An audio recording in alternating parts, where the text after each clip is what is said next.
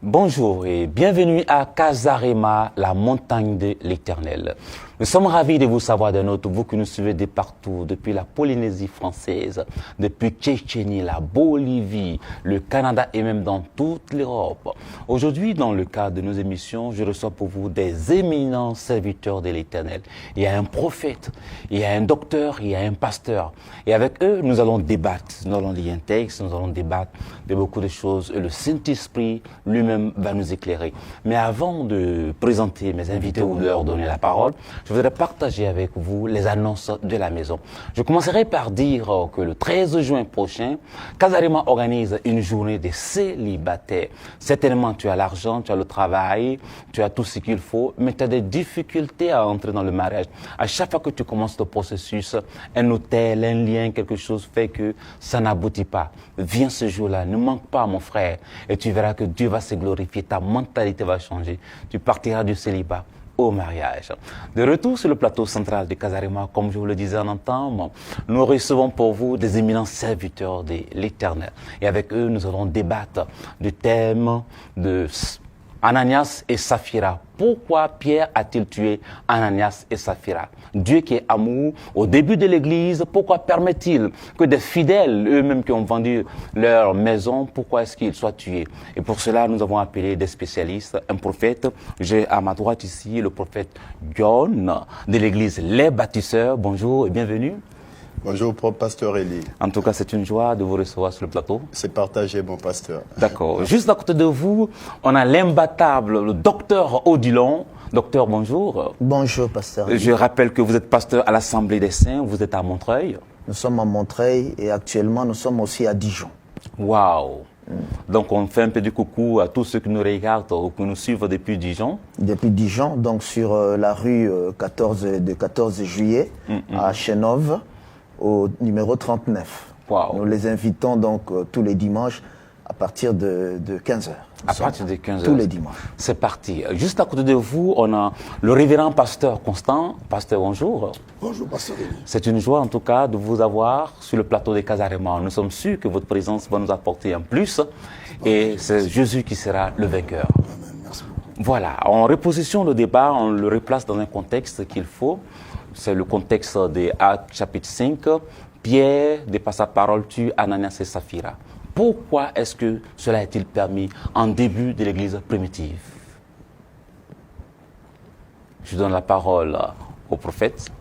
Merci beaucoup, pasteur Elie, pour la parole. Déjà, je bénis le Seigneur à tous nos téléspectateurs qui nous suivent en ces moments. Que le Seigneur vous bénisse. Je sais que c'est lui qui est scotché pour suivre cette émission. Il sera vraiment béni. Amen. En fait, nous sommes en train de traiter sur un thème très, très important. Et vous savez, lorsque vous lisez la Bible, il faut toujours aller comprendre bien le contexte. Déjà, dans cette histoire, la plupart des gens, ils disent souvent que c'était Dieu qui avait tué, en fait, Ananias et Saphira. Mais par contre, vous allez remarquer que si nous lisons bien le texte, si on peut lire cela, tout à fait. À partir du verset 1, c'est dans Actes chapitre 5, verset 1 jusqu'au verset 4, il dit « Mais un homme nommé Ananias, avec Saphira, sa femme, vendit une propriété et retint une partie du prix. Sa femme, le sachant, puis il apporta le reste et le déposa aux pieds des apôtres. Pierre lui dit, Ananias, pourquoi Satan a-t-il rempli ton cœur au point que tu montes au Saint-Esprit et que tu aies retenu une partie du prix du champ? Il n'était pas été vendu, n'était resté-il pas, et après qu'il a été vendu, le prix n'était-il pas à ta disposition? Comment as-tu pu mettre à ton cœur un pareil dessein? Ce n'est pas à des hommes que tu as menti, mais à Dieu. Ananias, attendant ces paroles, tomba et expira. Une grande crainte saisit tous les auditeurs. En fait, dans ces textes, on peut bien comprendre que Ananias et Saphira, sa femme, ils avaient commis vraiment une erreur. Ils avaient péché, ils ont vendu en fait leurs biens, alors qu'ils avaient déjà fait une promesse à l'Église qu'ils allaient amener en fait la totalité de ce qu'ils allaient vendre aux pieds des apôtres, comme leur frère aussi Barnabas, il avait fait dans Actes chapitre 4. Mais par contre, quand ils sont venus voir les apôtres, ils ont retenu en fait une partie. Mais ils ont péché. Ce qu'ils ont fait, c'était pas bien. C'était vraiment de la cupidité. Ils ont agi en fait d'une manière insensée. Ils ont agi, c'était vraiment la ruse de l'ennemi. Et on le voit souvent, beaucoup de gens, même lorsqu'ils promettent à un pasteur ou à l'église qu'ils vont peut-être faire quelque chose, la personne peut retenir en fait de l'argent, il amène en fait une partie. On le voit aussi souvent aujourd'hui. Et ces gens-là, c'était comme cela que ça s'est passé. Mais cependant, vous allez remarquer que dans les discours de Pierre, lorsque Pierre il a commencé à reprocher Ananias et Saphira, vous allez voir qu'il a commencé à accentuer en fait le degré en fait de ce qu'ils avaient commis comme mal. C'est vrai qu'ils avaient péché, mais la manière dont Pierre il a commencé à parler, c'était pas bien. Il n'a pas bien géré la situation. Il n'a pas bien géré la situation. Il dit, comment pourquoi Satan a-t-il rempli ton cœur? Donc cela veut dire déjà, c'est Satan qui est en train de jouer ce rôle. C'est vrai que ça peut être tes pensées, mais c'est Satan vraiment qui est derrière toi. Et il a encore accentué la situation. Il dit, il n'était pas vendu, restait-il pas? Et après qu'il a été vendu, le prix n'était-il pas à ta disposition? Comment as-tu pu mettre à ton cœur un pareil dessein? Ce n'est pas des hommes que tu as menti, mais à Dieu. Mais alors que Ananias, on sait très bien qu'il avait menti à Dieu. Mais non seulement qu'il avait menti à Dieu, il avait aussi menti aux hommes. Parce qu'il a mené cet argent-là aux pieds des apôtres. Mais vous allez voir que la manière dont Pierre il parlait, il a fait montrer en fait Ananias, ce n'est pas nous, c'est Dieu d'abord. Et le monsieur, je crois qu'il était culpabilisé. Il s'est senti en fait le poids de son malheur. Il s'est senti vraiment culpabilisé au point où il s'est dit, ça c'est vraiment le péché contre le Saint-Esprit. Alors que le péché contre le Saint-Esprit, c'est de renier vraiment la voie du salut, c'est de renier en fait Christ qui nous a sauvés. Alors que cet homme, c'était juste parce que il avait amené une part en fait chez les apôtres. Donc Pierre, il a joué un rôle très capital pour la mort de cet homme. Donc, il n'a pas bien géré cette situation. C'est ce que nous voyons aujourd'hui aussi dans nos églises. Quand les gens, ils viennent, par exemple, ils pêchent, le pasteur, il peut culpabiliser la personne. Je vois même beaucoup de gens, beaucoup de pasteurs, excusez-moi, pasteur Elie, qui disent, tu peux faire 3 jours de repentance ou la prière des lamentations de Jérémie, alors que lui-même, il ne fait jamais ça. Moi, ça m'étonne beaucoup. C'est comme un médecin, quand il est malade, il dit, est-ce que la pharmacie peut me fabriquer un autre médicament? Alors qu'il prend toujours le même médicament qu'il donne à ses patients. Donc c'est pareil, Pierre lui-même, et pourtant il a été pardonné. Il a renié Christ, il a mal parlé de Jésus, mais Jésus l'a pardonné. Mais par contre, pour ces gens-là, il n'a pas pu pardonner parce que Pierre, il avait aussi des problèmes. Rapide. Vous pensiez que Pierre devait pardonner à Ananias? Exactement. C'était si facile parce que si vous lisez dans Actes chapitre 3, verset 19, Pierre, il parlait en fait aux gens qui étaient autour de lui lorsqu'il a fait marcher le paralytique par la grâce du Seigneur, bien sûr. Il dit que repentez-vous et convertissez-vous afin que vos péchés soient effacés. Vous voyez? Mais par contre, ici, Pierre, il a changé le message. Il a commencé par le message de la grâce, mais ici, il est retourné dans le message, en fait, de condamnation, de culpabilité. C'est ainsi que vous pouvez voir aujourd'hui dans nos églises, quelqu'un peut te dire que tu es sauvé par la grâce de Jésus, mais pour faire ceci, il faut faire 100 jours de prière, 242 jours de jeûne et prière, parce que il change le message. C'est ce que l'apôtre Paul, il nous dit dans Épître de Galates, chapitre 1, verset 6. C'est un autre évangile que Pierre il a amené ici, l'évangile des culpabilités. On va en parler. On va voir avec le docteur Odilon déjà la valeur du vœu, la valeur de la promesse dans la vie du chrétien. Qu'est-ce que vous en pensez? Merci, pasteur Elie. Déjà, je vais commencer par dire que je ne suis pas tout à fait d'accord avec mon bien-aimé. Donc, si Jésus nous a présenté les apôtres et qu'ils ne savaient pas qu'ils allaient tordre l'évangile, Ça veut dire que Jésus n'est pas Dieu. Il n'est pas prophète. Paul dit que si même un ange vient tordre l'évangile que nous vous avons présenté, c'est-à-dire quand il dit nous, lui, Pierre et les autres apôtres, c'est-à-dire leur évangile est un évangile pur. Authentique, on va dire. Voilà, donc je ne suis pas d'accord avec ça. Je bénis tous les bien-aimés qui nous suivent. Nous avons fait quelques temps, on ne se voyait plus. Donc c'est toujours une joie que nous nous retrouvons autour de la parole. Nous rappelons que nous enseignons l'évangile éternel, Apocalypse 14:6, que Dieu a promis pour les temps de la fin, qui est la sagesse de Salomon, la profondeur. Alors, concernant ceci, ces thèmes, nous dirons ceci. La question est, pourquoi c'est Pierre, alors qu'ils étaient 12? Pourquoi Pierre? En amont, nous voyons qu'un jour, Jésus a demandé aux apôtres ce que le monde disait qu'il était. C'est-à-dire, Jésus voulait s'identifier, qu'il sache qui il est en ce moment-là. Déjà, nous savons qu'Israël attendait la venue du Messie.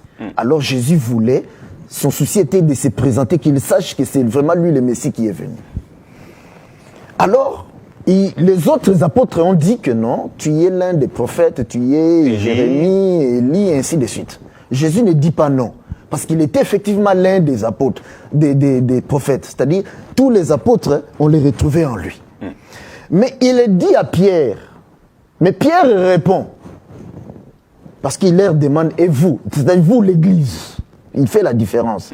C'est Pierre qui répond, que tu es le Messie. Mais maintenant, Jésus lui dit que cette réponse ne vient pas de toi. C'est le Père qui t'a révélé cela. Ça veut dire qu'il est en connexion avec le Saint-Esprit. Avec Dieu, le Saint-Esprit. Alors, Jésus dit que c'est sur cette révélation que j'ai bâtirai mon église. Mais pas sur Pierre. Pas sur Pierre, la personne. Voilà pourquoi certaines églises ont cru que c'était la personne de Pierre. Ils ont pris le corps de Pierre, ils ont bâti l'église dessus. Ce n'était pas Pierre, c'était sa révélation. La révélation sur Pierre. Maintenant, Jésus dit que c'est sur la révélation de qui je suis que j'ai bâtirai l'église. Donc l'église de Jésus est bâtie sur la révélation de qui est Jésus. Amen. Voilà pourquoi Jésus est caché dans chaque écriture de la Bible. Et que le Saint-Esprit doit nous révéler dans chaque écriture qui il est. Amen. Maintenant, il prend maintenant les clés du royaume. Il le donne à Pierre. Ça, c'est très important. Ça va nous aider à comprendre notre thème. L'attitude de Pierre. Il prend les clés du royaume et il les remet à Pierre. Mais si les clés du royaume, c'est seulement Pierre qui les avait, Pierre, homme, donc nous, aujourd'hui, nous sommes malheureux, c'est-à-dire Pierre est déjà mort, il n'y aurait personne pour nous ouvrir le royaume. À la personne de Pierre, il était en train de parler du ministère. D'accord. Parce que c'est le ministère, cet esprit-là qui vient nous révéler qui est Jésus aujourd'hui. Dans les Écritures. Je rappelle que quand on avait donné la réponse, tu es l'un des prophètes, c'était une bonne chose. Mais ce n'était pas le temps présent. Parce que ce qui sauve, c'est la nourriture au temps convenable. Beaucoup, nous bénissons Dieu pour ce qu'il a fait avec Israël, tout ça. Nous disons Amen. Nous bénissons Dieu pour les promesses qu'il a fait, nous disons Amen. Mais Dieu, qu'est-ce qu'il fait maintenant dans ton époque? Parce que c'est ça, au travers de cette parole-là, qu'il va te sauver. Mais maintenant, nous voyons que Pierre, par la suite, les jours de la Pentecôte, ils étaient 12. Mais c'est Pierre qui s'est levé pour aller prêcher. Tout à fait. Mais qui a dit à Pierre, lève-toi, il va prêcher? Mais il avait la clé, c'est lui qui ouvre la porte. Amen. La porte. C'est-à-dire que c'est toujours le Saint-Esprit qui le saisit. Il va ouvrir le royaume. À ce moment-là, c'était pour les Juifs. Parce qu'il n'y avait que les Juifs en ce moment-là, qui venaient de toutes les nations. Oui, il y avait les Crétois, il y avait... Voilà, qui venaient du monde entier qui étaient là. Il a ouvert maintenant le royaume pour eux. Ensuite, Dieu nous amène voir l'histoire de notre bien-aimé Corneille, qui était un Romain, qui faisait les aumônes, le bien, mais ça n'a pas suffi pour qu'il soit sauvé. Parce que nous ne sommes pas sauvés parce que nous faisons le bien. Mais nous sommes sauvés par la foi en Christ. Mais maintenant, l'ange lui apparaît, lui dit d'aller chercher celui qui a la clé. Oui. Pour lui ouvrir les royaumes. Mais donc, on ne va pas se rapprocher parce qu'on n'a pas beaucoup de temps. On va rapidement revenir en Actes chapitre 5. Oui, effectivement, il va chercher Pierre qui a la clé. On continue. Oui. qui va, quand Pierre vient, donc Dieu l'a amené là pour ouvrir les royaumes maintenant pour les Romains. Or, les Romains, donc c'est les autres nations, c'est-à-dire nous les païens. Et quand il a commencé à prêcher, c'est-à-dire les royaumes a été ouvert. Donc, c'est-à-dire les clés, c'est la prédication. Amen. Mais maintenant, quand Dieu dit, je te donne les clés, parce qu'il y a 5 ministères. Et nous avons déjà eu à expliquer que les 5 ministères, ce ne sont que les 5 doigts de la main de Dieu. Parce qu'au commencement, Dieu avait pris la terre pour former le corps d'Adam. Or, ça c'est l'ombre. L'Ancien Testament est l'ombre que nous devons retrouver dans le Nouveau Testament. Et dans le Nouveau Testament, nous avons Jésus qui est le second Adam. Et les 5 ministères dans Ephésiens 4, à partir de 11, nous est donné pour l'édification du corps de Christ, c'est-à-dire pour bâtir ce corps. Voilà pourquoi, pour que tu sois sauvé, il faut que Dieu t'envoie un doigt, c'est-à-dire un ministère. Si nous prenons l'exemple de Pierre, de Paul par exemple. Paul qui partait pour Damas. À Damas. Il rencontre Jésus. La Bible dit qu'il a rencontré le Seigneur. Mais Jésus pouvait le sauver. Mais Jésus lui dit que, en quelque sorte, j'ai pas la clé pour te sauver. Rentre dans la ville, on te dira ce que tu dois faire pour ton salut. Et en entrant dans la ville, il va rencontrer une personne, donc un serviteur, Ananias, qui est différent de notre Ananias ici. Et il l'a baptisé, il lui a imposé la main. Paul était sauvé. Pour montrer que non, ce n'était pas la personne de Pierre qui avait la clé, mais les ministères. Parce que là-bas, nous voyons que ce n'est pas Pierre qui a sauvé Paul. Mais c'est une autre personne. Mais nous croyons que c'est un ministre. Donc, à partir de Pierre, nous comprenons que les clés du royaume sont entre les mains de Pierre. Des ministres. Des ministres. En d'autres termes, la parole est dans la bouche de chaque ministre, chaque vrai ministre. Tout simplement. Okay. Et maintenant, pour reconnaître les ministres, ça c'est autre chose. Parce que les diables a aussi ces ministres qui viennent tromper maintenant le peuple. On va en parler. Rapidement, pour Pierre et Ananias et Saphira, pourquoi est-ce que Pierre tue Ananias et Saphira selon vous? Nous voyons que Pierre dit qu'ils avaient trompé, menti au Saint-Esprit. C'est-à-dire que Pierre ne fait qu'office. C'est-à-dire que le Saint-Esprit ne pouvait pas sortir là-bas pour s'adresser à... Non, lui n'était qu'un vase. C'est-à-dire quand il parle comme ça, c'est le Saint-Esprit qui s'adresse à ces gens-là. De la même manière, Pierre a usé de la clé pour ouvrir les royaumes. De la même manière, nous devons voir quelque part, il use aussi de la clé pour fermer. Rappelez-vous. Ça, c'est l'ombre, l'Ancien Testament. L'ombre est reflétée par la réalité. Nous avons vu aussi un ministre maintenant dans l'ombre là-bas qui prêchait. Parce que nous devons aller voir ça là-bas. C'est quand, à l'époque de Noé, parce que la Bible dit que notre époque est comme l'époque de Noé. Noé, à son époque aussi, avait une clé. Ouais, la clé de l'arche. C'était la clé de l'arche. Il a prêché. Et les animaux et 8 personnes sont venus entrer dans l'arche. Et nous devons dire pourquoi ils étaient 8. Quand ils sont venus entrer, ceux qui n'ont pas cru au message de Noé, ils avaient reçu la condamnation et ils sont morts. Donc, nous comprenons que Noé avait usé de la clé en sauvant et en condamnant. Or, il n'y a que 2 sortes de péchés. Le péché qui mène à la mort et le péché qui ne mène point à la mort. Comme 1 Jean chapitre 5 nous le dit. Ouais. Donc, avec Ananias, quand déjà c'était le début de l'église, il fallait que le Saint-Esprit marque ce que Dieu avait promis, Jésus avait promis à Pierre, que je te donne les clés, ce que tu lieras sur la terre sera lié au ciel. Et donc pour conclure avec vous, c'est le Saint-Esprit qui finalement le Saint-Esprit qui avait tué le couple.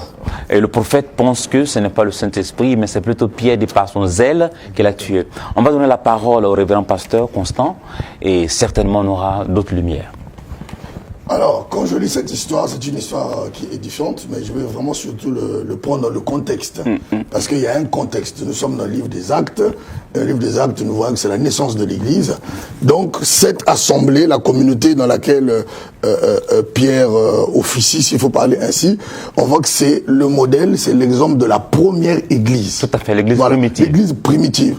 Je dis souvent dans la Bible, quand vous voyez tout ce qui est premier a une signification très importante, pour ne pas dire tout ce qui est premier selon Dieu est un modèle. Jésus-Christ a une valeur et le plus souvent Dieu l'utilise pour être un modèle. Jésus-Christ a été le premier-né d'entre une multitude d'enfants de Dieu. Il est le modèle. C'est pour cela qu'aujourd'hui on se calque sur Jésus-Christ qui est notre modèle. Il était en position de premier. Et cette église est une église qui est en position de... C'est la naissance de l'église. Donc c'est la première église. Alors, Dieu... Étant donné que c'est la première église, donc Dieu va utiliser cette église-là pour être, comme a dit le docteur, un exemple, un modèle, un archétype de ce que l'église devrait être selon la volonté parfaite de Dieu. Même si aujourd'hui on va voir que c'est pas toujours ce qui se passe, mais donc cette église-là est une église témoin. Une église témoin. Quand on va regarder Actes chapitre 4, juste avant Actes chapitre 5, verset 32, la Bible dit « La multitude de ceux qui avaient cru n'était qu'un cœur, qu'une âme, nul ne disait que ses biens lui appartenaient en propre, mais tout était commun entre eux. Les apôtres rendaient avec beaucoup de force témoignage de la résurrection du Seigneur Jésus et une grande grâce reposait, car il y avait parmi eux aucun indigent. Tout ce qui possédait les champs ou les maisons les vendait, apportait le prix de ce qu'il avait vendu et les déposait aux pieds des apôtres et l'on faisait des distributions à chacun selon ce qu'il avait besoin. On voit en fait que le modèle de la première église, la Bible nous dit bien qu'il n'y avait aucun indigent. Dans la volonté parfaite de Dieu, cette église-là devait être une église sur laquelle nous autres, l'église de notre génération, devrait se calquer. Et on voit que l'esprit qui régnait dans cette église-là, c'était un esprit de vérité. La Bible dit que chacun vendait et il apportait la totalité à quoi? Aux apôtres pour qu'on puisse distribuer ça à tout le monde. Révérend, avant que vous ne continuiez, est-ce qu'on peut dire là que c'était une église communautaire? Les gens Bien sûr que c'est une église communautaire, puisque chacun apportait, chacun pouvait vendre ses biens pour rapporter le gain à la communauté, pour que ça puisse servir à tout le monde. Et les conséquences de ça, c'est que la Bible dit qu'il n'y avait aucun indigent dans cette église. Donc aujourd'hui, ça enseigne l'église de notre génération. Si on a aujourd'hui des pauvres dans l'église, si aujourd'hui on a des personnes qui viennent au culte, mais après le culte, ils savent pas quoi manger. Ils savent pas quoi manger, ils savent pas où dormir. C'est parce qu'aujourd'hui, notre église, justement, a perdu l'esprit de cette première église-là, qui était l'esprit de la communauté, l'esprit des biens. Maintenant, le péché de Ananias et Saphira, le problème se trouve où? C'est que eux, il y a un esprit qui règne dans l'église. Il y a un esprit que Dieu veut insuffler à son église, en commençant par cette première église-là. L'esprit d'unité, l'esprit de vérité, l'esprit de tout le monde apporte. Maintenant, eux, Ananias et Saphira, sont venus violer comme cet esprit-là. Ils sont venus, en fait, comme polluer l'atmosphère. L'atmosphère de vérité qui règne, l'atmosphère de sincérité qui règne. Ananias et Saphira, en mentant, c'est-à-dire en apportant pas la totalité de ce qu'ils devaient apporter, alors que certainement, je dis bien certainement, qui s'étaient engagés à apporter la totalité, mais ils ne l'ont plus fait, puisque l'apôtre Paul dit, l'apôtre Pierre plutôt, il dit, mais lorsque vous avez vendu, vous avez l'argent entre vos mains, vous aurez pu au départ garder une partie ou tout. Voilà, ou tout. Mais vous avez décidé, donc vous avez décidé de participer à la communauté. Et donc tout le monde, en fait, était certainement, je dis certainement au courant que vous devez apporter ça. Et maintenant, vous avez changé les données, vous avez menti. Donc c'est là où leur péché arrive, dans le sens où ils vont introduire dans l'église ce qui n'existait pas avant. Est-ce que vous êtes en train de dire qu'ils étaient en train de combattre l'unité de l'église? Mais bien sûr, l'unité est d'abord un problème spirituel. Avant que l'unité soit physique, on puisse se faire des bisous, surtout que maintenant avec le corona, on n'en fait plus. Donc les gens vont pas forcément se faire des bisous. Mais l'unité est d'abord spirituelle. Donc lorsqu'il y a deux personnes qui commencent à faire différent de l'esprit d'unité qui règne, il y a un problème qui commence à se poser. Et c'est à ce moment-là que, justement, pour que ce modèle, pour que cette église-là serve d'exemple, de modèle. Quand on dit ceux qui ont les premiers enfants, les aînés des familles sont souvent les enfants sur lesquels on met beaucoup d'attention parce que ses frères vont lui ressembler, ses sœurs vont regarder. Donc pour que cette église modèle-là puisse comprendre que l'esprit que Dieu veut dans son église, c'est l'esprit d'unité, l'esprit de faire les choses dans la vérité, qui n'est pas de mensonge. Il fallait qu'il y ait un exemple pour pouvoir, nous aussi, l'église de notre génération, pour pouvoir nous interpeller, pour pouvoir nous édifier. Et c'est pour cela que, lorsqu'ils arrivent devant l'apôtre Pierre, bien entendu, leur dit ce qui s'est passé, puisque la supercherie a été découverte, a été vue, a été compris. Qu'est-ce qui s'est passé? À ce moment-là, le Saint-Esprit va nous donner un message très fort. Au travers de Pierre. Au travers de Pierre, pour nous dire ceci. Lorsque dans mon église, il y a un esprit qui règne, lorsqu'il y a l'unité, il y a la paix, il y a ce que je veux dans mon église, il n'est pas normal, on ne veut pas que les personnes, les attitudes qui apportent la division, qui apportent la désunion puissent venir. Parce que ça devait être quoi? Pourquoi, si le Saint-Esprit n'avait pas agi comme ça devait être la porte ouverte à beaucoup d'esprits, à beaucoup de choses qui devaient régner dans l'église. Et l'église ne devait peut-être plus être aussi puissante qu'elle a été. Parce que là, cette église était une église missionnaire, une église qui devait s'étendre, une église qui devait aller partout dans le monde. Et la Bible dit que les gens qui étaient autour ont vu le miracle. Ils ont vu la gloire de Dieu qui descendait dans cette église-là et beaucoup ont commencé à croire. Mais pour que cette gloire-là puisse descendre, il y a de l'atmosphère qui devait régner. Il y a un esprit qui devait régner. Une crainte de l'Éternel. Et cet esprit, justement, c'est l'esprit de crainte de l'Éternel. Et donc, Ananias et Saphira, ils ont violé ça, en fait. Donc, c'était une manière de pouvoir combattre, en réalité, l'œuvre de Dieu. C'était une manière pour eux de combattre l'œuvre de Dieu. Parce que Dieu veut avancer par le Saint-Esprit, avec les apôtres. Il veut aller dans un sens. Il veut gagner le monde. Parce que il a commencé avec les Juifs, mais l'objectif de Dieu n'était pas que les Juifs. Les extrémités des nations. C'était les extrémités. Acte chapitre 2, 1:8. Donc, l'objectif, c'était les extrémités des nations. Donc, eux, en agissant ainsi, ils se sont retrouvés en opposition, ils se sont retrouvés en train de combattre la vision de Dieu, la vision de ce que Dieu voulait faire. C'est pour cela que Dieu a donné, par le Saint-Esprit, un exemple pour pouvoir aussi attirer l'attention de ceux qui sont restés dans l'église. Pour dire que si vous travaillez, si vous faites les choses de telle manière que l'esprit que Dieu a mis, que l'esprit que Dieu veut qu'il puisse régner, si vous combattez cet esprit-là, vous travaillez contre, voilà ce qui peut se passer, parce que dans ma volonté, dans la volonté parfaite, il est question que l'église soit unie et continue d'avancer. Avant de donner la parole au prophète, est-ce que, suivant votre logique bien sûr, on peut déjà se dire que, déjà à partir du chapitre 4 de Actes, qu'il y a eu des réunions préliminaires sur lesquelles les gens se sont entendus pour véritablement apporter leurs biens et chacun vendant les trucs? Bien sûr qu'il y a eu une organisation. Et on le voit d'ailleurs même dans le livre de Actes. À un moment là, l'apôtre Pierre, je pense, c'est lui qui dit, mais nous, on est à la parole et on est aussi à la distribution des choses. En fait, ça montre que l'église était organisée. Ils étaient organisés, certainement qu'il y avait des gens qui récupéraient le résultat de ces biens. Et la Bible dit quoi? Ils allaient déposer ça au pied des apôtres. Et c'est les apôtres, avec la sagesse, qui distribuaient à chacun selon son besoin pour qu'il n'y ait plus d'indigents. Donc, bien sûr, qu'il y avait cette dimension organisationnelle. Certainement qu'il y a eu des réunions avant, mais voilà, pour comment on va organiser tout ça. Certainement que c'est pas impossible. D'accord. Je vais ajouter que à cette époque-là, il ne faut pas oublier qu'il y avait l'Église était persécutée. Donc, les chrétiens étaient déjà amenés à s'y regrouper.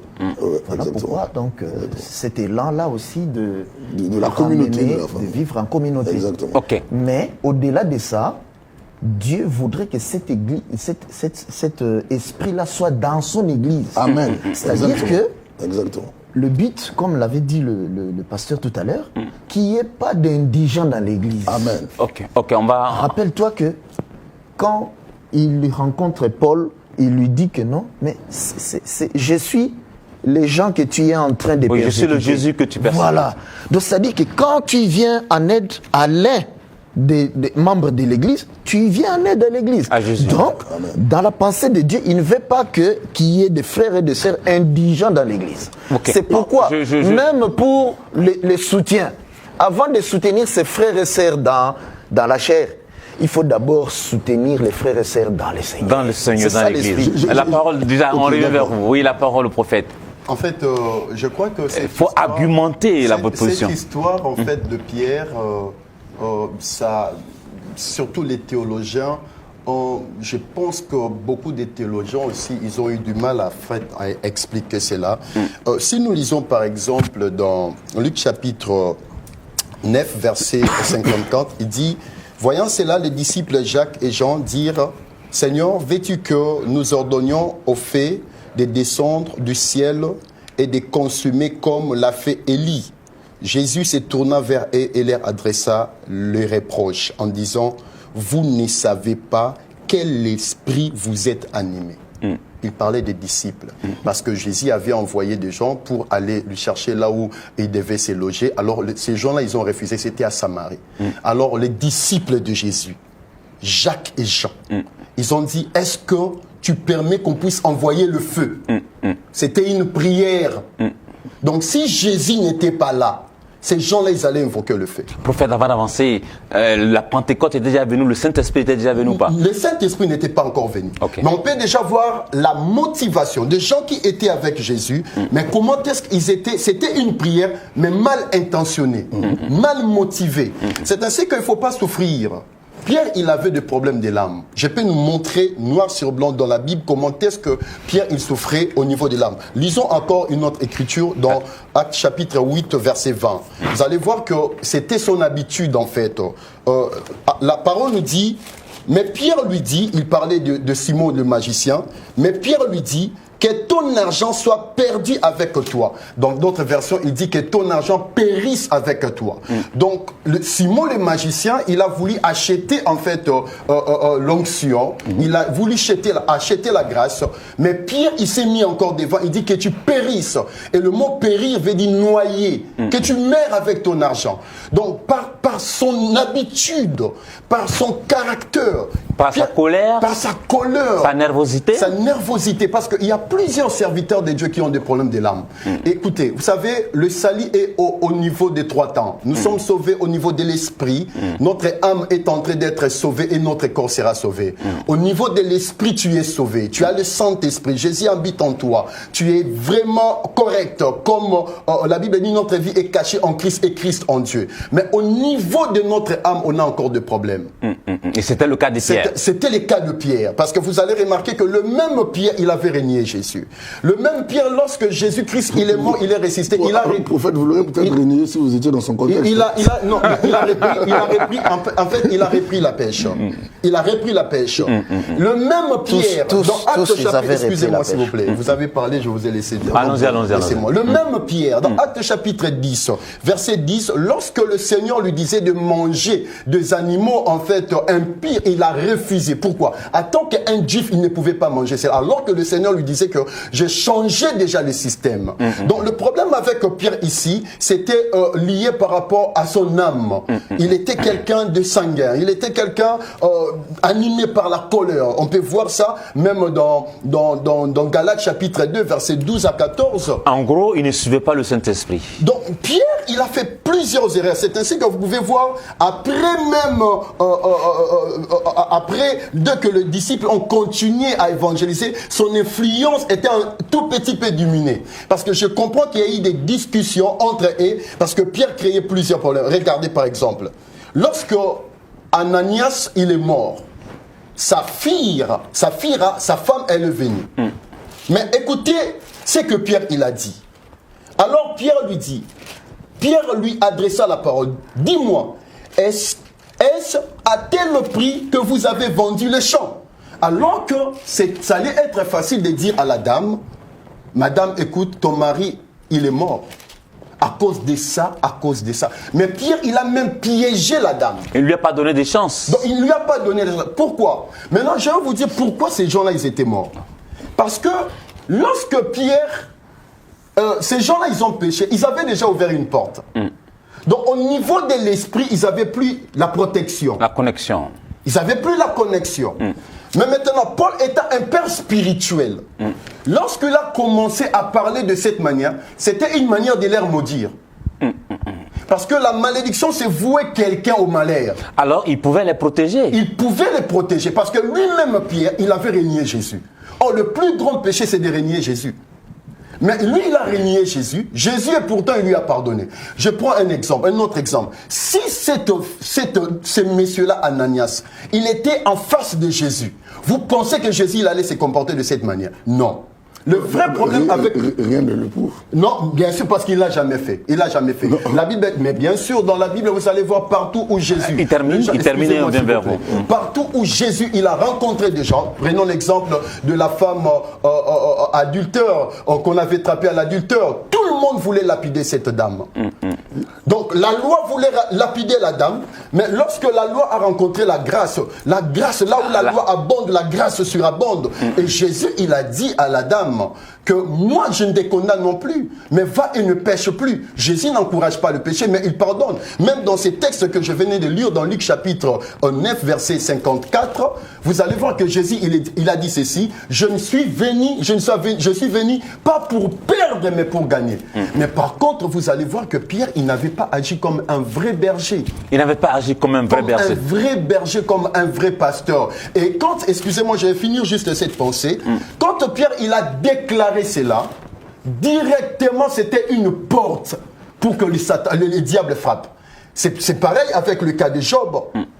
Quand la main de Dieu n'était plus sur Job, qu'est-ce qui s'est passé? Le diable, il pouvait toucher les enfants de Job. Il pouvait toucher même sa famille. Il pouvait toucher ses affaires. Donc ces gens-là, ils n'avaient plus la protection. Voilà pourquoi la Bible nous dit dans Romains chapitre 12, verset 14, ne maudissez pas. Ok. Mais bénissez. Bénissez. On va rebondir avec le révérend. Oui, moi j'aimerais insister sur une chose. J'ai l'impression en fait que bon, après c'est l'impression. L'impression que j'ai, c'est que on est en train de faire la confusion entre être sauvé et aujourd'hui le fait qu'ils soient morts. Rien ne dit que parce que ils sont morts à ce moment-là qu'ils ne sont pas sauvés. Ou bien qu'ils ne sont pas dans le royaume de Dieu. Mais selon vous, est-ce qu'après un tel péché, on peut aller dans le royaume de Dieu? Oui, bien sûr. En fait, excusez-moi, pasteur, s'il vous plaît. En fait, ici, cela ne veut pas dire qu'ils étaient allés en enfer. C'est ça. Le corps était détruit, voilà, mais l'esprit était sauvé. Mais le vrai problème, c'est pareil aujourd'hui dans nos églises, parce que le problème, le cas d'Ananias et Saphira, je peux dire qu'aujourd'hui dans nos églises, on aura plusieurs morts, parce qu'il y a plusieurs personnes qui prennent des engagements, ils n'honorent jamais. On va en parler. C'est la raison pour laquelle moi je reviens sur l'argument que j'ai donné quand j'ai intervenu, pour dire que cette église-là est une première église. C'est un modèle. C'est ce que Dieu veut repliquer dans le monde. Donc, vous savez, comme je dis, les premières choses, ce sont des enseignements. On donne des exemples. Même nous, dans l'éducation, on dit, on va donner un exemple pour montrer à l'église. Parce que justement, oui, Pierre, on sait que c'était un sanguin. Il pouvait avoir des problèmes de l'âme, comme le prophète a dit, ce que je ne disconviens pas. Mais là où... Et moi, je ne partage pas ça. Là où je ne partage pas ça, moi, c'est quand Pierre, ici, il dit, ce n'est pas aux hommes que tu as menti. C'est Pierre qui dit. C'est Pierre qui dit. Voici ce qu'on va faire. Nous allons marquer une pause, une pause commerciale rapidement. Le mec qui est en train de monter, ça devient intéressant. Les gens nous suivent de partout. Ils ont envie de poser des questions, mais juste après cette pause. Merci de nous suivre, les amis. À tout de suite. Événement. Nelito Ministries et l'église Christel Like Djement Emmanuel vous invitent à la saison des oracles première édition aux Pays-Bas avec le prophète Francis Ngawala pour 3 jours de conférence, 3 jours d'impactation prophétique. Ton peuple, augmente l'autorité de ton peuple, peu importe la situation. Il y en avait chez qui c'était une main. Même la main qui était en bas est en train d'être saisie. Sous le thème « Effacer les empreintes du diable ». 3 avril de 17h à 20h30, le 4 avril de 16h à 20h et le 5 avril de 15h à 19h à l'adresse Dr. Nieuwenstraat 254 RL Tilburg, Pays-Bas. Et le 5 avril de 15h à 19h au Dr. Nieuwenstraat 254 RL Tilburg, Pays-Bas. Et le 5 avril de 15h à 19h au Beneluxland 76 50 42 WS Tilburg, Pays-Bas. Un événement à ne pas manquer. Soyez bénis. Peuple de Dieu, vous êtes conviés à l'événement de l'année, la grande fête des Juifs, première édition à Paris, avec le pasteur François Moutombo. Voici l'homme. Ne circule pas en désordre. Les païens n'entrent que dans les groupes. Depuis que tu es chez Voici l'homme, tu es dans quelle rangée et tu es assis dans quel groupe? Sous le thème « Déliez-le et laissez-le aller » pour 3 jours de gloire, 3 jours de puissance. Vendredi 24 juillet de 17h à 21h. Samedi 25 juillet de 15h à 20h. Et le dimanche 26 juillet, la grande clôture en apothéose de 15h à 20h. à la salle de conférence Paris Marriott, rive gauche, 17 boulevard Saint-Jacques, 75 014 à Paris. Ne manquez à cet événement sous aucun prétexte. Merci de revenir. Pour tous ceux qui nous prennent en marche seulement maintenant à partir du Congo, à partir de Pointe-Noire, à partir du Gabon, nous sommes ravis de vous savoir des nôtres, vous qui aimez les débats, vous qui aimez échanger. Kazarema reçoit pour vous des éminents serviteurs de l'Éternel et nous sommes en train de changer sur est-ce que le Saint-Esprit devait pardonner pour que le fondement soit basé sur le pardon ou est-ce que le Saint-Esprit a bien fait d'agir en tuant Ananas et Saphira pour que l'Église soit fondée sur la crainte de l'Éternel. Les hommes de Dieu sont là pour nous en parler. Alors, les hommes de Dieu, je donne la parole au docteur Odilon. Je vais lire une écriture. Nous sommes dans Galates chapitre 2, verset 7. Au contraire, voyant que l'évangile m'avait été confié pour les incirconcis, c'est Paul qui parle, comme à Pierre pour les circoncis. Car celui qui a fait de Pierre l'apôtre des circoncis a aussi fait de moi l'apôtre de païens. Les apôtres, j'insiste, les apôtres étaient 12.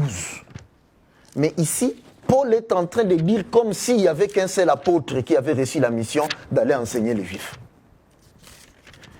Donc, dire que non, l'âme de Pierre n'était pas, si c'est sauvé, avait des problèmes, moi je ne rentre pas dans ça. Je ne dis pas amen à ça. Mais qu'est-ce que vous dites? D'autant plus que Jésus lui-même dira à Pierre que quand tu seras converti, occupe-toi de mon église. C'est la mission que lui, Pierre, reçoit.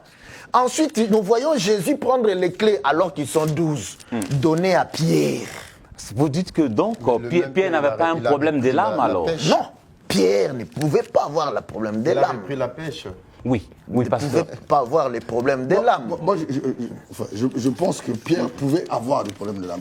C'est pas parce que quelqu'un a reçu un ministère, c'est pas parce que quelqu'un a été appelé que Dieu lui a confié une mission particulière qu'il ne va pas. Parce que le salut, nous sommes sauvés au niveau de notre esprit, mais au niveau de notre âme, il y a des guérisons de l'âme qui se font au fur et à mesure que nous avançons. Là, c'est l'exercice du ministère. Faisons très attention. Mais l'exercice du ministère... Pour atteindre la stature du Christ, le ministère est parfait. Moïse, dans l'exercice de son ministère, il a dû se mettre en colère. Exactement. La colère de Moïse, c'est une prophétie. Bon, mais dans tous les cas, en fait... Le problème ici, c'est de savoir pourquoi est-ce que Ananias et Saphira ont été tués. À la rigueur, on pouvait laisser la femme.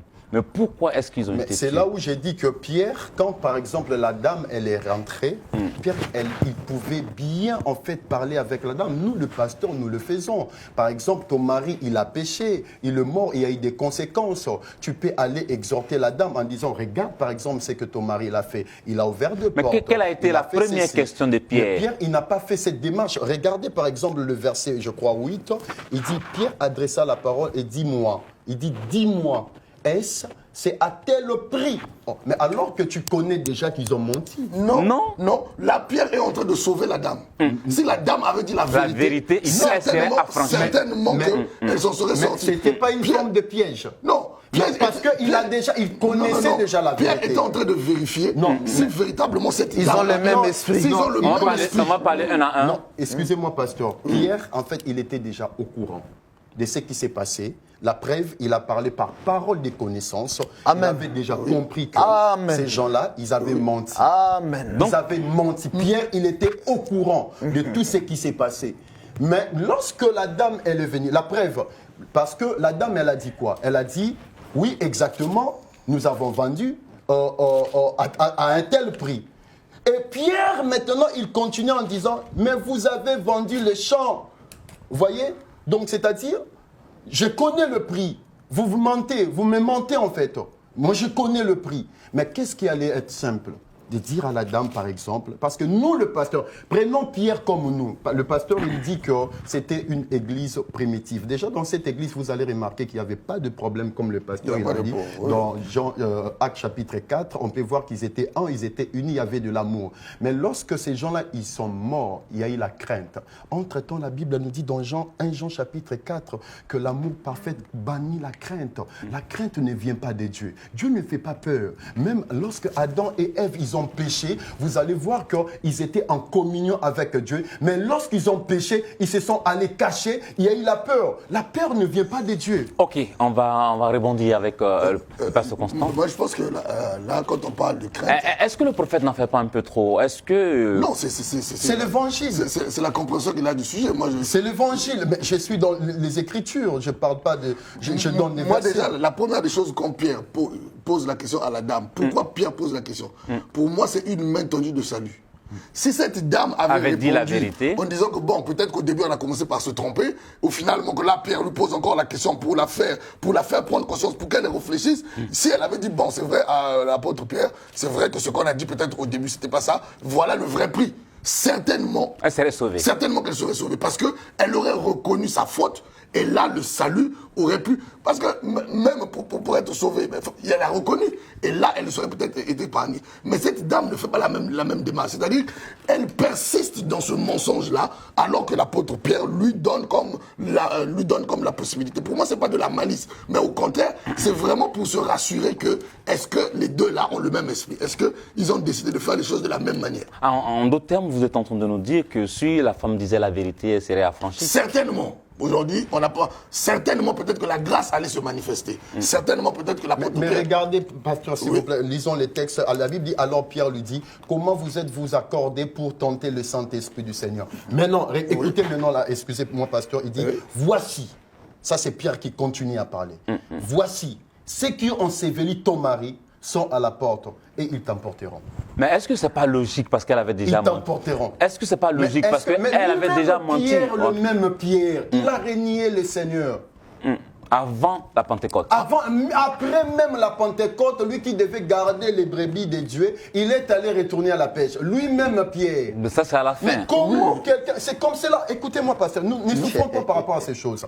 C'est pareil que le serviteur de Dieu d'aujourd'hui nous comportons. Cela veut dire, c'est comme Jésus qui dit, vous êtes en train de faire porter des gens des fardeaux que vous-même vous ne portez pas. Donc nous sommes devenus comme des pharisiens du temps moderne. Ok. Le docteur Odilon, rapidement, avant que...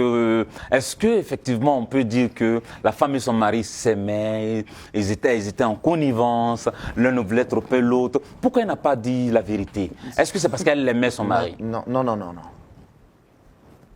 Nous avons touché quelque chose d'important qui s'est dit tout à l'heure. Nous sommes en présence des esprits, pas de la chair. C'est par la parole des connaissances qu'il a su qui ils étaient. Wow. C'est surtout ça. C'est le même esprit aussi qui était sur l'autre qui voulait acheter la puissance du Saint-Esprit, les magiciens. Simon le magicien. C'est le même esprit. Donc, dans votre démarche, Pierre est rempli du Saint-Esprit. Bien sûr, c'est le Il Saint-Esprit agit par la qui parole de parle dans Pierre. connaissance. Oui. Donc, il n'a pas un problème de l'âme à ce niveau. Mais il n'a pas un problème de l'âme.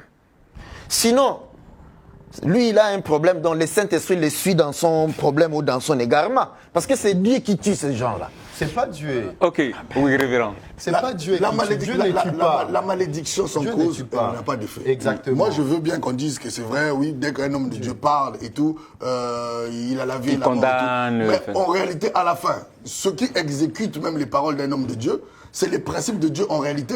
Là, je reviendrai un peu à ce que le docteur disait. Ceux qui exécutent les paroles qui sont prononcées lorsque il y a une véritable cause. C'est Dieu, en fait, au final. C'est Dieu qui permet que les choses se passent. Parce qu'il y a des principes avec Dieu qui fait que dès que tu violes ces lois-là, s'il y a une réalité, quelqu'un qui prononce une malédiction contre toi, elle va avoir de l'effet.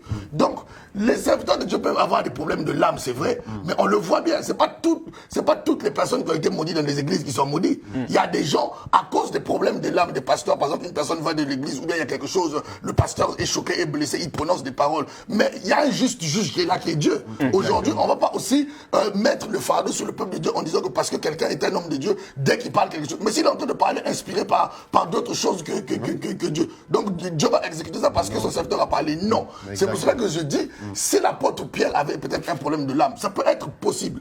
Mais si l'exécution de la mort s'est produite, c'est que certainement Dieu, le Saint-Esprit, voulait donner un message à cette église-là, qui était une église naissante. Et que sur le plan spirituel, le mensonge a ouvert une porte qui a fait que Dieu a décidé à ce moment. Parce qu'aujourd'hui, quand quelqu'un d'autre en disant ce passage-là, il peut dire que non, Dieu n'est pas amour, pourquoi Dieu tue? Moi, je dis toujours, l'amour de Dieu a pour seul référentiel Dieu lui-même.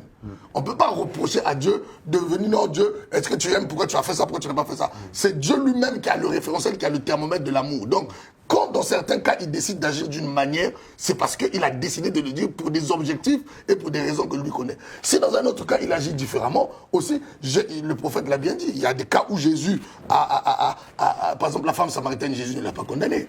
Parce que la grâce est arrivée. Jésus n'a pas condamné.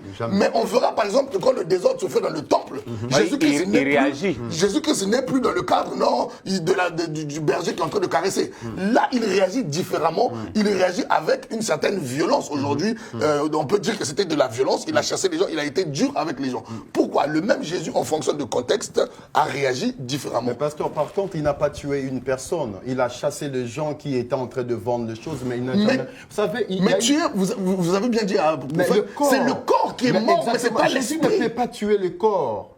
Il ne peut pas le faire. Écoutez-moi, nous sommes dans la nouvelle alliance, car Dieu a tant aimé le monde. Dieu est amour. Écoutez, vous savez, beaucoup de gens, on pense que le salut, en fait, c'est une blague. Jésus est venu sauver. Pierre, ce n'est pas lui qui est allé sur la croix pour Ananias et Saphir. Ce n'était pas Pierre, c'était Jésus. L'Église, c'est à Jésus. Pierre, il a fait plusieurs erreurs. Pierre, il a fait même des hypocrisies. Mais selon vous, l'Église primitive devait commencer sur le pardon. L'Église primitive était presque parfaite.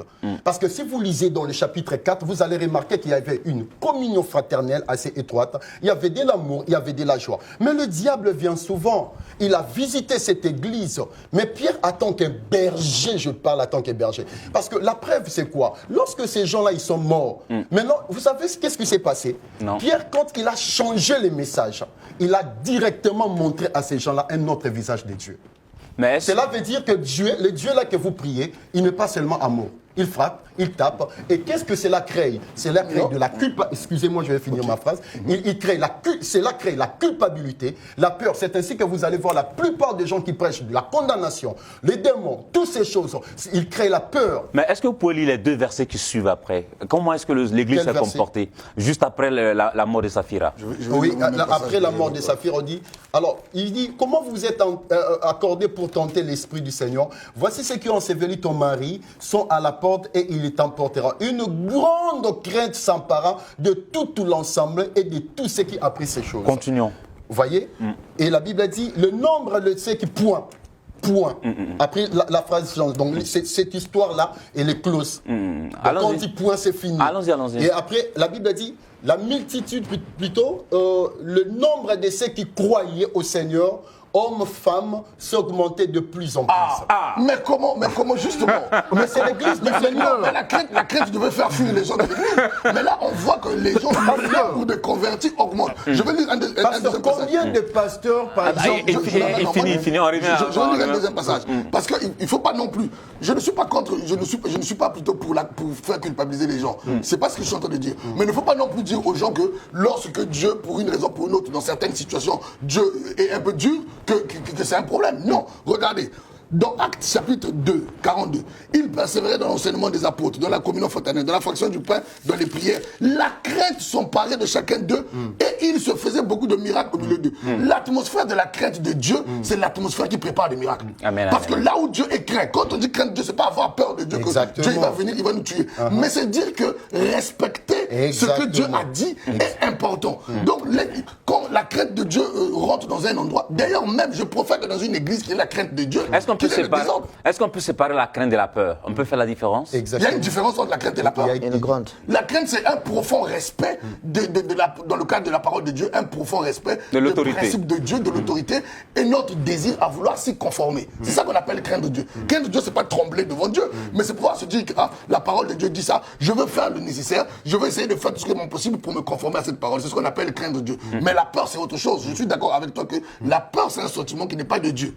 La peur, parce que c'est le contraire de la foi, ça crée d'autres choses. Mais la crainte de Dieu, c'est un sentiment qui est positif.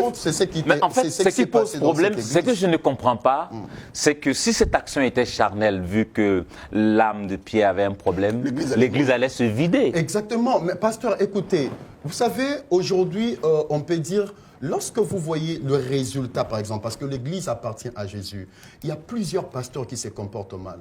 mais leur église va de l'avant. On voit beaucoup de gens qui viennent de partout. Mais eux-mêmes, ils se comportent mal. Il faut faire très attention. L'église appartient à Jésus. Vous voyez, Pierre, lorsque Moïse, Dieu lui a dit de parler sur la montagne, mais lui, il a frappé. Il y a eu le résultat, mais par contre, ce qu'il avait fait, ce n'était pas dans la volonté de Dieu. Il ne faut pas penser que quand il y a des résultats, vous êtes parfaitement dans la volonté de Dieu. Il faut faire très attention. Je suis d'accord. Mais en fait, ce que je vais faire ressortir, c'est que si l'action de Pierre était mauvaise, les conséquences allaient être négatives. Mais c'est pareil, par exemple, les gens qui prêchent les démons, par exemple, les gens qui culpabilisent les gens, il y a des résultats. Vous savez que moi, je peux mal parler à quelqu'un qui m'a, excusez-moi, pasteur, qui m'a, par exemple, offensé. Il y a peut-être un frère ou dans l'église, il peut peut-être offenser un pasteur, je peux même souhaiter le malheur contre lui. Et le malheur peut arriver. Mais la personne peut mourir, mais moi, je peux penser que cela était dans la volonté de Dieu, alors que Dieu n'était pas content. C'est ainsi que pasteur, vous savez, pourquoi Dieu nous a donné le parler en langue? Non. Parce que la plupart de nos prières que nous faisons en intelligence, on fait souvent des erreurs. Nous ne savons pas. D'accord. Voilà pourquoi la parole nous dit que nous ne savons même pas comment prier. Vous voyez? Donc il faut faire très attention. Maintenant, en fait, les résultats, cela ne veut pas dire que vous êtes complètement dans la volonté de Dieu. Je suis d'accord. Mais mon souci, c'est que la crainte engendre le respect et en même temps la multiplication. C'est pas le respect, le pasteur il a bien expliqué. La crainte engendre le respect et en même temps la multiplication des âmes. Nous sommes dans la nouvelle alliance. Il faut faire la différence. Je crois que Pierre, il était vraiment un vrai judaïste. Il connaissait très bien l'histoire de Uza. Il connaissait très bien l'histoire de fils de Élie qui ont allé mettre, bien sûr, ils ont fait de bêtises. Comment est-ce que Dieu l'a frappé? Il connaissait toutes ces choses. Parce que Pierre, déjà, il n'aimait pas aller chez le païen. On peut voir dans Jean chapitre, plutôt acte 10. Acte 10. Mais le problème, c'est que quand nous sommes dans la nouvelle alliance, il y a le sang qui a été versé. On va y revenir. Docteur Odilon? Moi, je dirais que l'Écriture dit ceci au Proverbe chapitre 1er, verset 7. La crainte de l'Éternel est le commencement de la sagesse. Amen. Donc, les commencements de la sagesse, ça c'est la définition de la Bible. C'est-à-dire quand la sagesse, on commence à recevoir la sagesse, ça éloigne le ténèbre. Cette sagesse, c'est une personne, pasteur. Oui, c'est une personne. La sagesse, c'est la révélation. C'est une personne. C'est la révélation. Donc, quand on reçoit la révélation, ça chasse les ténèbres qu'on a. Alors, Dieu considère qu'on a maintenant sa crainte. Je voulais d'abord rectifier ça. Donc, maintenant, la crainte de l'Éternel est le début de la sagesse. De la sagesse. Et Dieu voudrait qu'au début de l'Église primitive, on commence avec la crainte, donc on commence avec la sagesse. Est-ce que si on avait pardonné, le début du ministère. Est-ce que si on avait pardonné à ces deux personnes, il n'y aurait pas de cafouillage dans l'Église? Nous allons voir une chose ici. Nous continuons, non? Vas-y. Nous allons lire une écriture. Nous sommes dans Genèse chapitre 4. Nous commençons verset 6. La Bible dit ceci. Et l'Éternel dit à Caïn, pourquoi es-tu irrité? Et pourquoi ton visage est-il abattu? Certainement, si tu agis bien, tu relèveras ton visage. Et si tu agis mal, le péché se couche à la porte. Et ses désirs se portent vers toi, mais toi, domine sur lui. Mais maintenant, quand nous retournons dans le Nouveau Testament, 1 Jean... Il ne nous reste que 7 minutes. Oui, 1 Jean, chapitre 3, au verset 12, la Bible dit ceci. Et n'est pas ressemblé à Caïn, qui était du malin et qui tua son frère. Ici, Jean, en prophète, il vient en parole de connaissance. C'est-à-dire, il voit la nature de Caïn. Caïn était du malin, c'est-à-dire destiné à aller en enfer. Mais pourtant, on a vu Dieu venir l'exhorter pour qu'il abandonne le péché. Mais quand il a péché, il est mort. C'est la même configuration que nous avons ici. C'est par la parole de connaissance que le ministère est en train d'agir ici. Ananias et Saphira étaient du malin. Par nature. Depuis le début, ils étaient destinés à la mort. Bien sûr. C'est pourquoi ils sont morts. L'apôtre Pierre. De la même manière, le magicien était aussi du malin. il ne pouvait pas prendre part au Mon Saint-Esprit. frère, si on parle comme ça, là, c'est que qu'est-ce qui détermine que toi, tu n'es pas du malade? Ah, Là, on va rentrer dans des sujets là, vraiment. Qu'est-ce qui prouve que toi aussi, tu n'as pas la semence du malade? En tout cas, ici, nous sommes en train de parler des Écritures. Nous ne sommes pas venus parler de moi. Non, mais parce que... Je suis en train d'expliquer comment Dieu avait agi là-bas. Et le prophète vient dire qu'il était du malin. C'est-à-dire, dès le commencement, même quand Dieu vient l'exhorter, il refuse. Dieu sait qu'il est du malin. Et qu'il va pas C'est-à-dire qu'il accepter. fallait que ça se passe comme ça, qu'il aille en affaire. Donc, en gros, pour aller un peu vers la fin de l'émission, oui, révérend. Je voulais juste rajouter encore une autre chose par rapport à Ananias et Saphira. D'accord. En fait, pour nous justement que je préparais ça, j'ai aussi fait quand même l'étude de leur nom. Ça m'a permis de comprendre des choses. D'accord. Ananias veut dire quoi? Ananias veut dire celui à qui Dieu donne gracieusement. C'est-à-dire que c'est une personne qui a eu la grâce. Saphira veut dire quoi? Précieux, beauté, or. Diamant, exactement. J'ai compris qu'en fait, ce couple-là, c'est un couple à qui Dieu a fait grâce. C'est un couple qui avait l'avantage, une grâce de la part de Dieu. Et maintenant, lorsqu'il faut participer à bâtir l'œuvre de Dieu, ils ne veulent pas donner totalement alors qu'ils ont reçu les choses par grâce. Parce que le fait de parler d'Ananias, c'est le fait de dire que c'est la grâce, en fait. C'est l'image d'une personne qui a reçu la grâce de Dieu. Saphir, c'est l'image de la personne qui est en beauté. Être beau ou belle, c'est une faveur. C'est une faveur de la part du Seigneur. Donc Dieu leur fait des faveurs, mais eux, en retour... Ils n'ont pas apprécié, ils n'ont pas su apprécier. Lorsqu'il faut maintenant soutenir justement cette œuvre de Dieu-là, ou mettre les choses en commun pour que l'œuvre de Dieu aille de l'avant, eux, ils veulent maintenant ne plus être reconnaissants de cette grâce-là. Donc, le résultat aussi qui s'est produit, la mort, c'est aussi ce qui se passe dans la vie de ceux qui n'ont pas la reconnaissance. Ceux qui n'ont pas la reconnaissance des grâces que Dieu leur fait, de ce que Dieu, des avantages que Dieu leur donne dans leur vie. Et quand il s'agit maintenant de pouvoir participer à faire avancer l'œuvre de Dieu, à pouvoir bâtir maintenant la vision de Dieu, ils ne sont plus en premier. Alors, on a dit, à celui qu'on a beaucoup donné, on demandera plus. Une question rapide, à vous-même déjà. Oui. Qu'est-ce qu'ils gagneraient à garder un peu de haut alors qu'ils sont unis dans la communauté? Ils allaient faire quoi Pierre avec a dit, le diable est rentré dans ton cœur. Il a dit, ça veut dire quoi? Souvent, justement, dans l'église, c'est ça qui se passe. C'est l'exemple de ce qui se passe même dans l'église aujourd'hui. Il y a un esprit qui est là.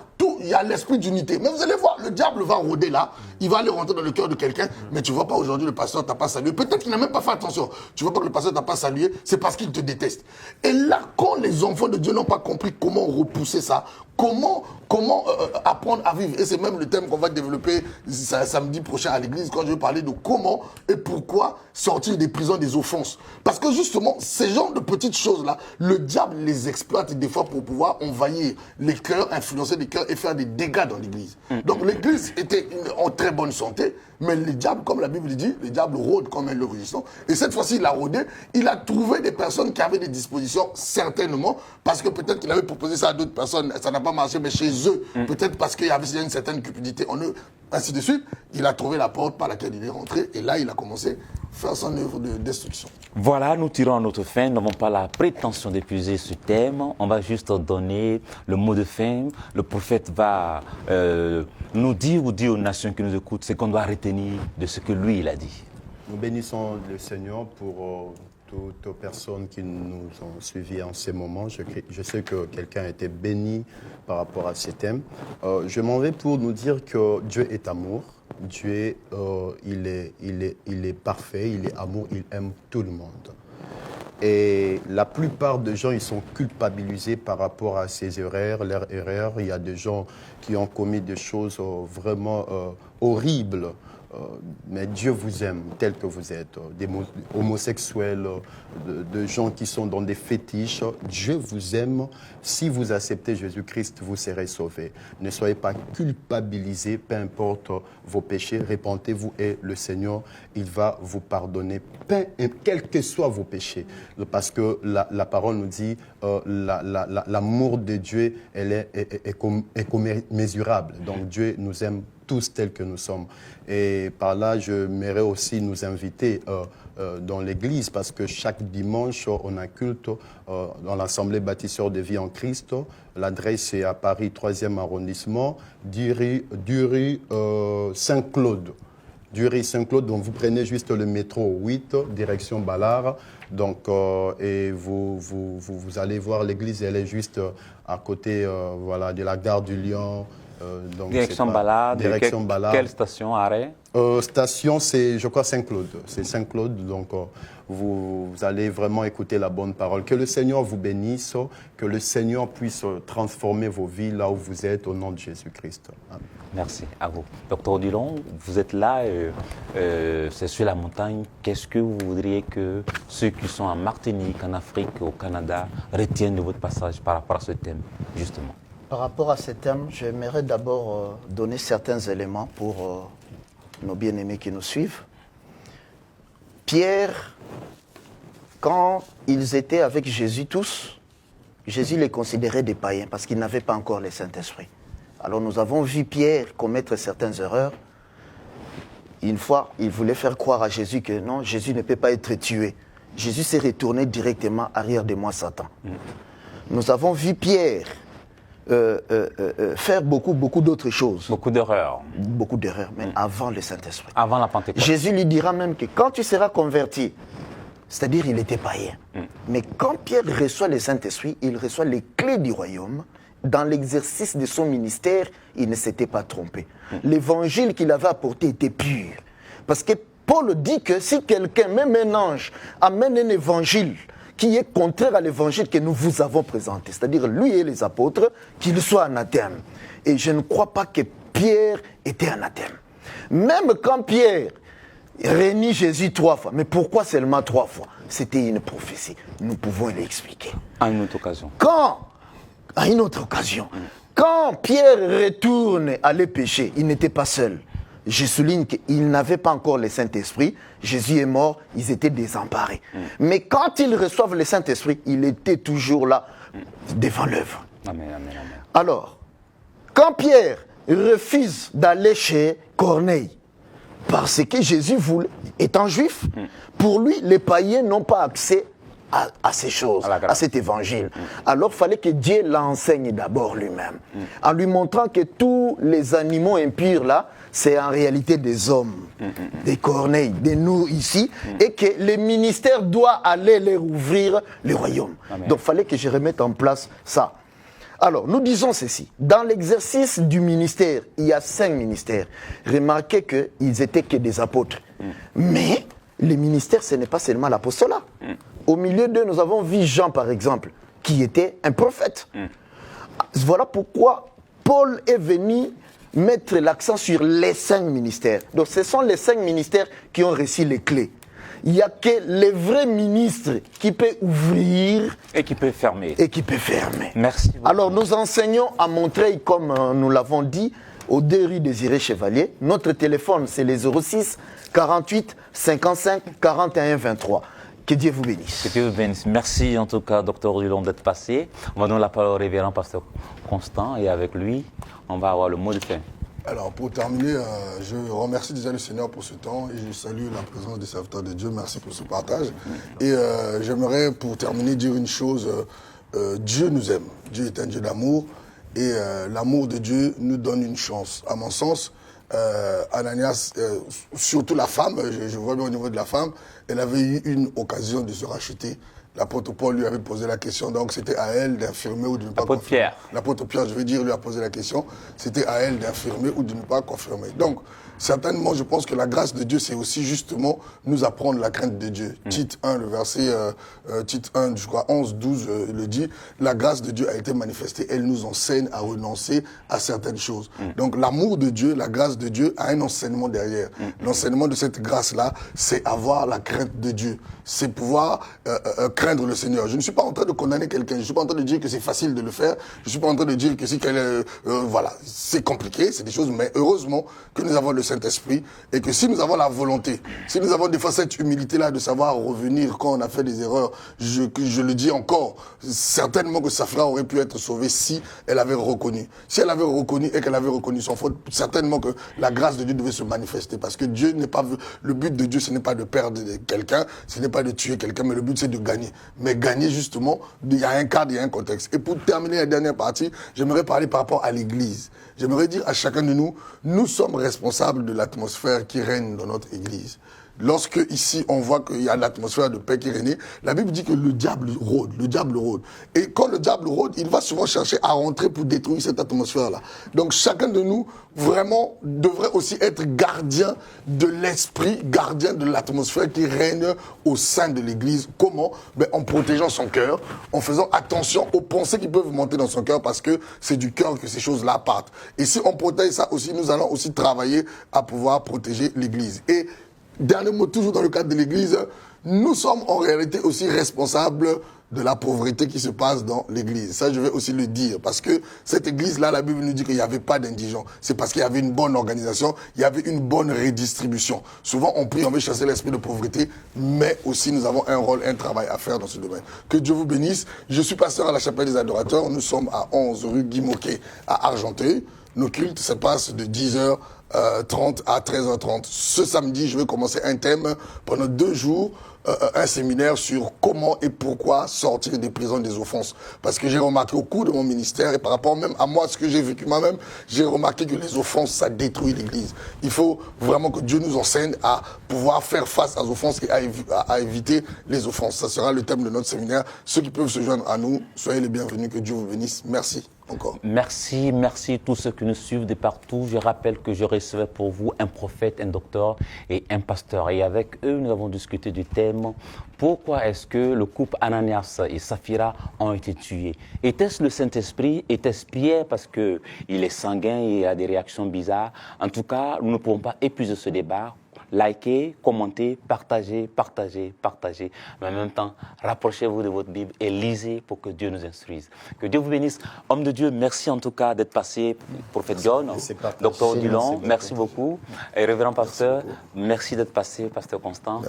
J'espère vous revoir la prochaine fois avec la même fidélité. Avec plaisir. Voilà, que Dieu vous bénisse. On vous dit au revoir et on prend rendez-vous avec vous encore le samedi prochain avec la même tonacité, la vivacité, avec la même joie, on va dire. Au revoir et à bientôt. Merci.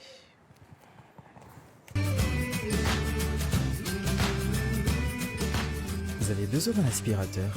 Rainbow est l'aspirateur qu'il vous faut. Votre aspirateur à eau Rainbow, le nettoyage de votre maison, bureau, intérieur est garanti à 100%.